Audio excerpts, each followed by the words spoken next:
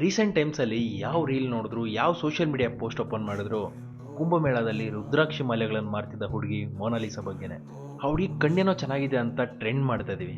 Okay, but ಅದ್ರ ಹಿಂದೆ ಇರುವಂಥ ಕುಂಭಮೇಳ ಬಗ್ಗೆ ತಿಳ್ಕೊಳ್ಳೋಂಥ ವಿಷಯ ತುಂಬ ಇದೆ. ಏನಿದು ಕುಂಭಮೇಳ? ಯಾಕೆ ಮಾಡ್ತಿದ್ದಾರೆ ಇದನ್ನು? ಯಾವಾಗ ಮಾಡ್ತಾರೆ ಇದನ್ನು? ಎಷ್ಟು ಸಲ ಮಾಡ್ತಾರೆ? ಎಲ್ಲಿ ಮಾಡ್ತಾರೆ? ಈ ಕುಂಭಮೇಳಗೆ ತುಂಬ ಸ್ಪೆಷಲ್ ಹೆರಿಟೇಜ್ ಇದೆಯಂತೆ.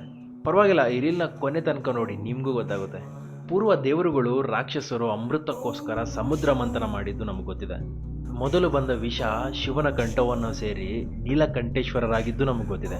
ಅದಾದ ತುಂಬ ವರ್ಷಗಳ ನಂತರ ಸಿಗುತ್ತೆ ಅಮೃತ ಬಿಂದಿಗೆ.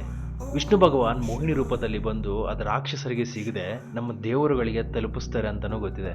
ಅದನ್ನು ತಗೊಂಡು ಹೋಗ್ಬೇಕಾದ್ರೆ ರಾಕ್ಷಸರು ಚೇಸ್ ಮಾಡ್ತಾರೆ. ಆ ಚೇಸ್ ಮಾಡಿದಾಗ 4 ಡ್ರಾಪ್ ಆ ಅಮೃತ ಬಿಂದಿಗೆಯಿಂದ ಹೊರಬೀಳುತ್ತೆ. ಉಜ್ಜೈನ್, ನಾಶಿಕ್, ಹರಿದ್ವಾರ್ ಮತ್ತು ಪ್ರಯಾಗ್ರಾಜ್ 4 ಜಾಗದಲ್ಲಿ 4 ಡ್ರಾಪ್ ಬೀಳುತ್ತೆ. ಇನ್ನೂ ತುಂಬ ಮುಖ್ಯವಾದ ವಿಷಯಗಳು ಪಾರ್ಟ್ 2 ಅಲ್ಲಿದೆ. ಪಾರ್ಟ್ 2 ಆಲ್ರೆಡಿ ಅಪ್ಲೋಡ್ ಆಗಿದೆ, ಹೋಗಿ ಚೆಕ್ ಮಾಡಿ.